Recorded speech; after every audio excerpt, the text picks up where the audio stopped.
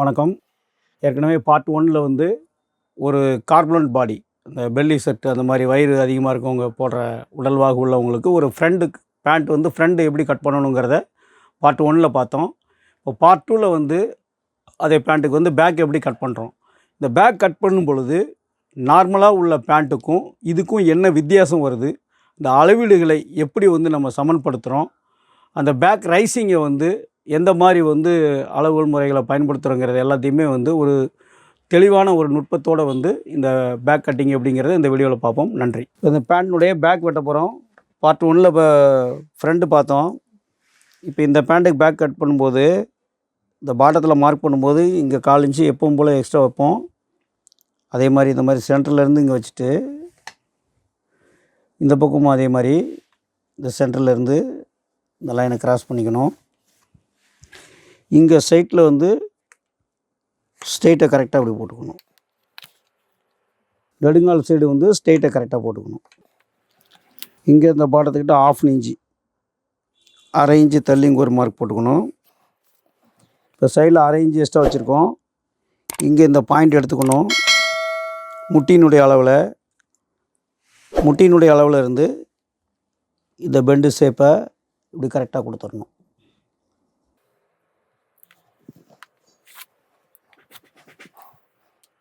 இப்படி கொடுத்துட்டு இந்த இடத்துல ஒரு 1/4 இன்ச்சு, உதாரணத்துக்கு வந்து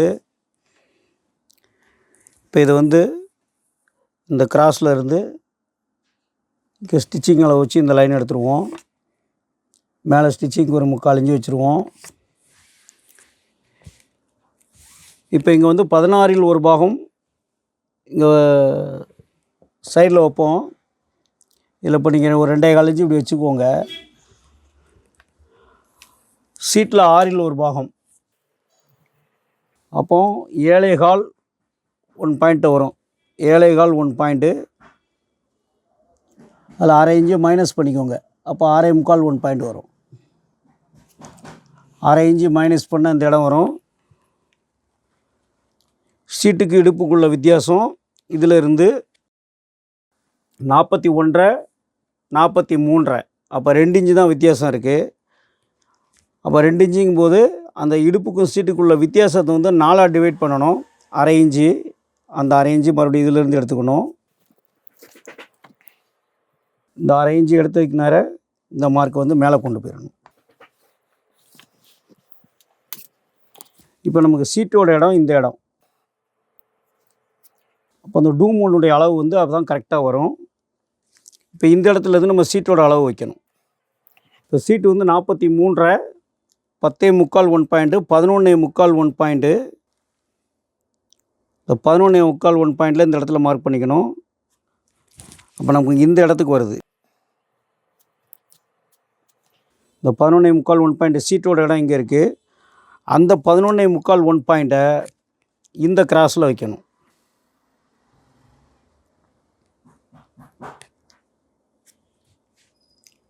அப்போ இது எந்த இடம் வருதுன்னு பார்த்துட்டு அதே இடத்துல இந்த உள்ளே மார்க் பண்ணிக்கணும். பேக்கில்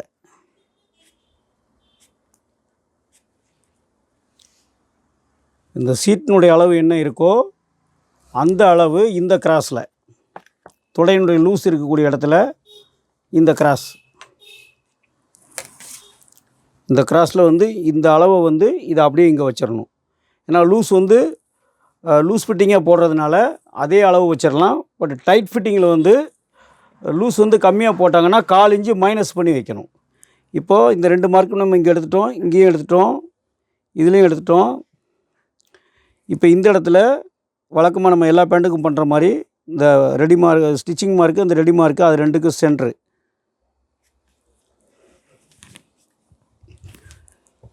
இது அந்த இடங்கிறத நம்ம வந்து முடிவு பண்ணிக்கணும்.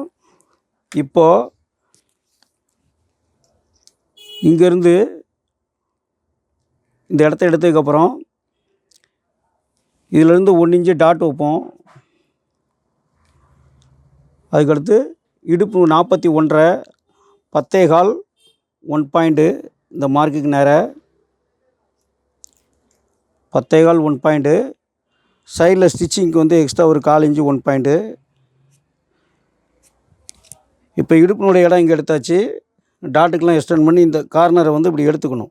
எடுத்துட்டு இந்த ஷேப் வந்து நெடுங்கால சைடு இப்போ தான் ஃபினிஷ் பண்ணணும். ஆட்டோலாக் தான் விட்டுருங்க. இதில் கஸ்டமர் வந்துட்டாங்க. இப்போ இந்த பெண்டை வந்து இப்போ நம்ம தொடையினுடைய மார்க், இந்த மார்க் எல்லாமே எடுத்து வச்சுருக்கோம் ரெடியாக. இடுப்பு வரைக்கும் எடுத்து வச்சுருக்கோம். இப்போ இந்த ஷேப்பில் இருந்து இந்த சைடு நெடுங்கால நீங்கள் எடுத்துடலாம். இப்படி வச்சுட்டு இந்த மார்க்கை இங்கேருந்து அந்த ஸ்ட்ரெயிட்டில் கொண்டு வரணும். இந்த பொசிஷன் கரெக்டாக வர்ற மாதிரி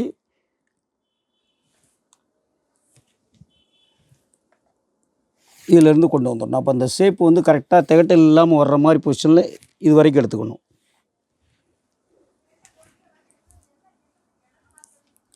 இப்போது இந்த மார்க்கில் இருந்து சீட்டினுடைய அளவு இது, இடுப்பினுடைய அளவு இது. இப்போ நம்ம இந்த ஸ்கேல் பாயிண்ட் அப்படி வைக்கணும். இது வரைக்கும் சீட்டினுடைய அளவில் நமக்கு ரெடியாக கிடைக்கணும். அப்போ அந்த சீட்டோட அளவில் இப்போ எடுத்தாச்சு. இப்போது இந்த ஷேப் வந்து கரெக்டாக உங்களுக்கு இந்த ஷேப் நம்ம இப்படி பார்க்கும்போதே தெரியும். நமக்கு அந்த ஷேப்பில் வந்து எந்த விதமான திகட்டல் இல்லாமல் கரெக்டாக போகும். இப்போ சீட்டில் இருந்து மேலே இடுப்புக்கு இப்படி நீங்கள் வைக்கும்போது அந்த பொசிஷன் வந்து கரெக்டாக போயிடும். அப்போ நமக்கு இப்போ தான் வந்து இந்த பேண்ட்டுக்கு சிங்கிள் டாட் வேணுமா டபுள் டாட் வேணுமாங்கிறதெல்லாம் இதை தெரிஞ்சிடும். இப்போ ஆல்ரெடி வந்து நம்ம வந்து 1 டாட்டுக்கு வந்து மார்க் வச்சுட்டோம். இப்போ அந்த ஷேப்பில் கரெக்டாக வந்துருச்சு. இப்போ இதே வந்து இடுப்பு வந்து கொஞ்சம் ஜாஸ்தியாக இருந்தது அப்படின்னு சொன்னால், அப்போ இந்த அளவு தள்ளி வரும்போது இந்த அளவு வந்து நம்ம செகண்ட் டாட் தேவையில்லைங்கிறது இதில் பார்த்துக்கலாம். இப்போ செகண்ட் டாட் தேவை அப்படின்னா இதில் அப்படி எடுத்துக்கலாம். இப்போ டபுள் டாட் வேணும் அப்படின்னா இந்த கிராஸ் வந்து ரொம்ப அதிகமாக இப்படி இந்த கிராஸ் ரொம்ப அதிகமாக இப்படி உள்ளே தள்ளி போகுது, இந்த சைடு வந்து இடுப்பினுடைய அளவு இப்படி உள்ளே தள்ளி போகுதுன்னு சொன்னால் அப்போ டபுள் டாட் ஆகணும். இப்படி ஸ்ட்ரைட் பண்ணி வைக்கும்போது டபுள் டாட் வச்சுக்கலாம். இப்போ இதுக்கு வந்து சிங்கிள் டாட்லேயே முடிச்சிடலாம். பெண்டு ரொம்ப வரல, அதனால் இது சிங்கிள் டாட் தான். இதே இது இடுப்பு இங்கே ரொம்ப உள்ளே தள்ளி இப்படி போகுதுன்னு சொன்னால் அப்போ டாட் வந்து 2 டாட்டாக வச்சு நம்ம கொண்டு வந்துக்கணும். இப்போ இது சிங்கிள் டாட்லேயே ஃபினிஷ் ஆயிடுச்சு. இப்போ நெடுங்காலினுடைய மார்க் வந்து பண்ணிட்டோம்.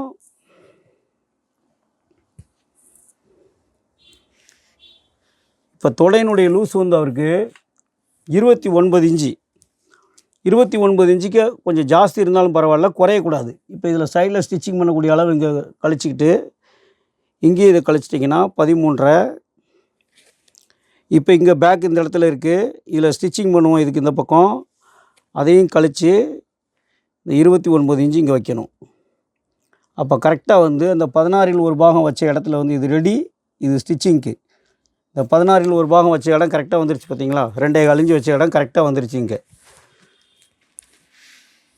இப்போ பேக்கினுடைய பொசிஷன் வந்து மார்க்கு எல்லாமே தெளிவாயிருச்சு. இதுக்கு அப்புறமா தான் வந்து நம்ம வந்து இந்த தொடையினுடைய மார்க் வந்து இப்போ தான் வந்து எடுத்துக்கணும். இப்போ இந்த சைடு 1/2 இன்ச்சு வந்து 1.25 இன்ச்சு இந்த சைடு வைப்போம். அதில் 1/2 இன்ச்சு இங்கே வச்சிட்டதுனால இங்கே இருந்து 3/4 இன்ச்சு மட்டும் வைக்கணும். இந்த பேலன்ஸ் கட்டிங் பேண்ட்டுக்கு எல்லாமே நம்ம இந்த மாதிரி பண்ணணும். அந்த கிராஸை வந்து அது சமன்படுத்திடும், திருகல் இருக்காது பேண்ட்டு அயன் பண்ணும்போது. இப்போ இந்த முட்டி மார்க்கும் அதே மாதிரி நீங்கள் 1/4 இன்ச்சு கீழே இறக்கி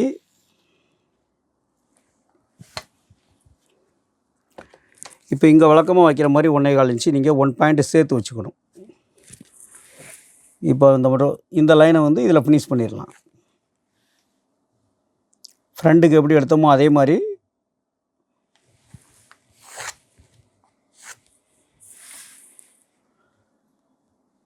இதில் நீங்கள் வைக்கும்போதே அந்த பொசிஷன் வந்து கரெக்டாக வரும். அந்த மார்க்கோட லைனு அந்த 1 பாயிண்ட் போனால் கூட அதை வந்து ஷேப்பில் கரெக்ட் பண்ணி இந்த மாதிரி எடுத்துடணும். கஸ்டமர் வந்துட்டாங்க, அதனால் வந்து தடங்களாகிட்டே வருது. இந்த மாதிரி இதை லைன் போட்டிங்கன்னா இப்போ தொடையினுடைய லூஸு பாட்டம் எல்லாமே எடுத்துட்டோம். இப்போ பேக் ரைசிங் வந்து மார்க் பண்ணணும். இப்போ நம்ம இது எல்லாமே எடுத்து வச்சு, இது வந்து சீட்டோட இடம், சீட்டுக்கு இடுப்புக்கு உள்ள வித்தியாசத்தில் 4ல் ஒரு பாகம் இது. அந்த லைனை ஸ்ட்ரெயிட்டாக மேலே கொண்டு போயிட்டோம். அதிலிருந்து டாட்டுக்கு 1 இன்ச்சு வச்சுருக்கோம். இடுப்பளவு வச்சு இந்த லைன்லாம் எடுத்து வச்சுட்டோம். இங்கே ஃபினிஷ் பண்ணிட்டோம் சைடு எல்லாம். இப்போ இடுப்புக்கும் சீட்டுக்கு உள்ள வித்தியாசத்தில் 1/2 இன்ச்சு இதில் வச்சு லைன் எடுத்துட்டோம். இங்கே டாட்னுடைய 1 இன்ச்சு வச்சுட்டு இடுப்பினுடைய அளவு வச்சு இதையும் ஃபினிஷ் பண்ணி வச்சுருக்குறோம். இப்போ நம்ம பேக் டூமும் இந்த ரேசிங்கும் பார்க்கணும்.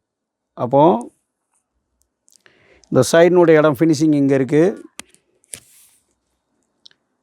இந்த இடத்துல இருந்து இந்த முட்டியினுடைய அளவு பார்த்தீங்க அப்படின்னா 23.25 இருக்குது. இந்த லைனுக்கு நேராக 23.25க்கு இதில் 1 இன்ச்சு ப்ளஸ் பண்ணியிருக்கோம்.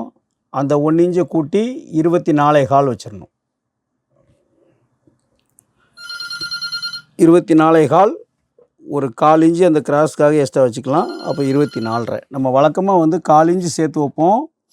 அதே மாதிரி தான் நார்மல் பேண்ட்டுகளுக்கு இந்த அளவை வந்து இந்த அளவை எடுத்துகிட்டு இதிலேருந்து 1/4 இன்ச்சு சேர்த்து வைப்போம். அதே மாதிரி தான் இதுவும் 23.25க்கு 24.25 1 இன்ச்சு சேர்த்துருக்கோம். இந்த 1 இன்ச்சு எக்ஸ்ட்ரா இருக்கிறதுனால அந்த 1 இன்ச்சு இதில் சேர்த்துருக்கோம். ப்ளஸ் வழக்கமாக வைக்கிற 1/4 இன்ச்சு இங்கே எக்ஸ்டெண்ட் பண்ணிக்கிட்டோம். இப்போ இதுதான் வந்து ரேசிங்கினுடைய இடம். இப்போ நாம் இந்த இடுப்பினுடைய அளவு கார்னர்லேருந்து இதை வந்து ஃபினிஷ் பண்ணிடலாம்.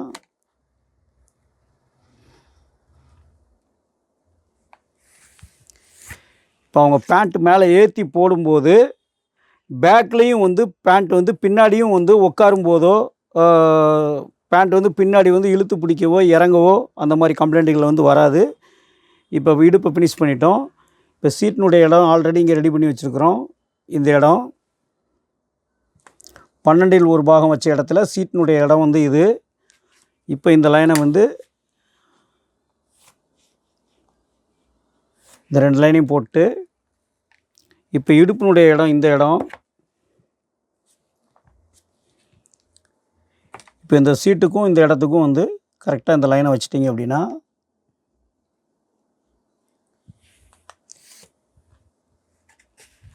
இப்போ பேக் டூம் வந்து இந்த இடத்துல இருந்து இந்த ரெடி மார்க்கில் இந்த பேக்கினுடைய டூம் வந்து இந்த ஷேப் இப்படி வச்சிட்டிங்கனாலே கரெக்டாக இருக்கும்.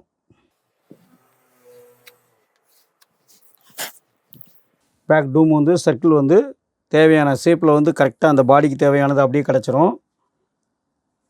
பிடிக்காது. சர்க்கிள் அளவு எல்லாமே கரெக்டாக இருக்கும். ஹை ஹிப்பாக மேலே அவங்க எவ்வளோ ஏற்றி போட்டாலும் பேண்ட் வந்து கம்ஃபர்டபுளாக இருக்கும். இப்போ கட் பாயிண்ட் வந்து மார்க் பண்ணிடலாம். அதே ஷேப்பில்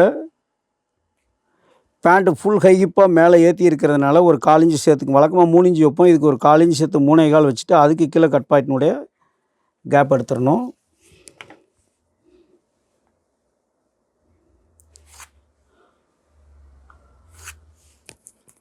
இப்போ பேக்கில் 1 இன்ச்சு டாட்டு வச்சுருக்கோம். அந்த 1 இன்ச்சு அங்கே கழிச்சிக்கணும். உங்கள் சைடில் உள்ள ஸ்டிச்சிங் கழிச்சிக்கிட்டு இது ரெண்டையும் இப்படி சென்டர் பண்ணிட்டீங்கன்னா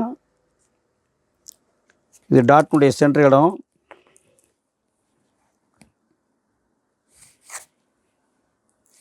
இப்போ டாட்டுக்கு வந்து 1 இன்ச்சு வச்சுருக்கோம்.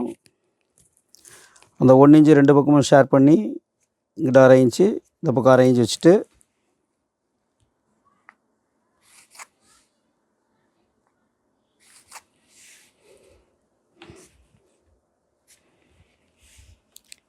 இப்போ கட் பாயிண்ட்னுடைய அளவு வந்து நமக்கு என்ன தேவையோ 5 இன்ச்சு கட் பாக்கெட்டு 5.25 கூட வச்சுக்கலாம். ஏன்னா பேண்ட் பெரிய பேண்ட்டாக இருக்கிறதுனால 5.25 வச்சுக்கலாம். கட் பாயிண்ட்டும் ஃப்ரீயாக இருக்கும். இப்போ கட் பாயிண்ட் மார்க் பண்ணியாச்சு. இந்த கட் பாயிண்ட் ஷேப்புமே வந்து அதே வாட்டத்தில் வரணும்.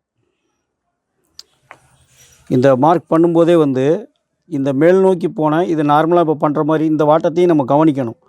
அப்போ இது கொஞ்சம் வந்து கீழே இறங்கின மாதிரி ஆயிடுச்சு. அப்போ லைட்டாக வந்து அந்த கிராஸ் வந்து இப்படி மேலே பண்ணிக்கணும்.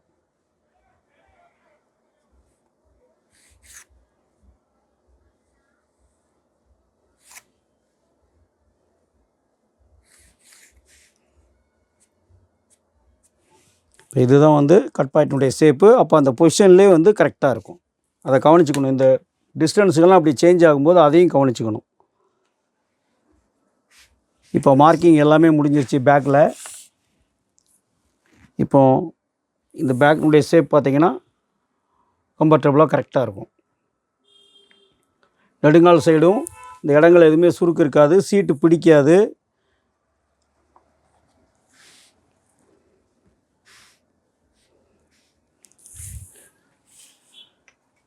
இப்போ இதை கட் பண்ணிடலாம்.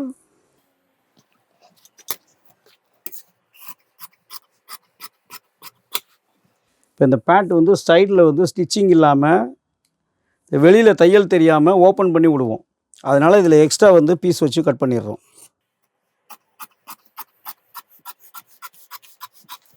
இந்த மாதிரி எக்ஸ்ட்ரா பீஸ் வச்சு பண்ணிட்டோன்னா அயர்ன் பண்ணும்போது அந்த பீஸ் நல்லா ஓப்பன் ஆகி சைடில் பேண்ட் வந்து ஃபினிஷிங் வந்து நல்லாயிருக்கும்.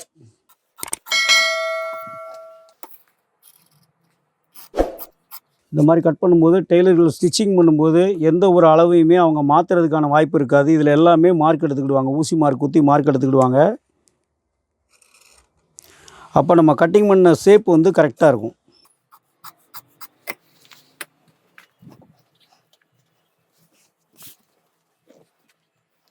இப்போ இதில் எக்ஸ்ட்ரா பீஸ் வந்து நம்ம எப்போவுமே வழக்கமாக வைக்கிற மாதிரி வந்து வச்சு இதை கட் பண்ணிடலாம்.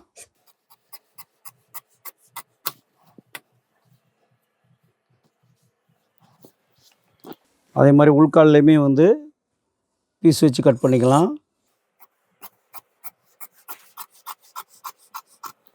புதுசாக வேலை செய்யக்கூடியவங்கெல்லாம் வந்து இந்த எக்ஸ்ட்ரா வைக்கக்கூடிய பீஸுகளெல்லாம் நீங்கள் வச்சு கட் பண்ணிட்டீங்க அப்படின்னா, சப்போஸ் உங்களுக்கு ஏதாவது நீங்கள் மிஸ் பண்ணி அதில் எதுவும் ஆல்ட்ரு வந்தால் அதை சரி பண்ணுறதுக்கு வந்து இந்த எக்ஸ்ட்ரா பீஸ் இருந்தால் பண்ணிக்கலாம். அதனால் கரெக்டாக தும்பு வச்சு எப்போவுமே கட் பண்ணாதீங்க. இதை கீழே வரைக்கும் வச்சிட்டிங்கன்னா பீஸை வகுந்து விட்டு அயர்ன் பண்ணும்போது வந்து பேண்ட்னுடைய ஃபினிஷிங் வந்து அவங்க வாஷ் பண்ணதுக்கப்புறமா அந்த பொசிஷன் எல்லாமே வந்து கரெக்டாக இருக்கும், சுருளாமல். இந்த மாதிரி ட்ரை பண்ணி பாருங்கள். இதெல்லாம் ரொம்ப ரேராக வரக்கூடியது. இந்த மாதிரி நுட்பமான விஷயங்களெல்லாம் வந்து தெளிவாக தெரிஞ்சுக்கிட்டீங்க அப்படின்னு சொன்னால், நம்ம எந்த தரப்பு மக்கள் வந்தாலும், யார் எந்த உடல்வாகு உள்ளவங்க வந்தாலும் அவங்களுடைய தேவையை நம்ம வந்து ரொம்ப சிறப்பாக வந்து செஞ்சிடலாம். இந்த கட்டிங்கினுடைய டவுட்டுகள் எதுவும் இருந்தால் கமெண்ட்ஸில் சொல்லுங்கள். லைக் பண்ணுங்கள், ஷேர் பண்ணுங்கள். நிறைய பேர் வந்து சப்ஸ்கிரைப் பண்ணாமலே வந்து நம்ம சேனலில் நிறைய பேர் பார்த்துட்ருக்குறீங்க. எல்லாருமே சப்ஸ்கிரைப் பண்ணுங்கள். Okay, thank you. மற்றும் ஒரு வீடியோவில் சந்திப்போம்.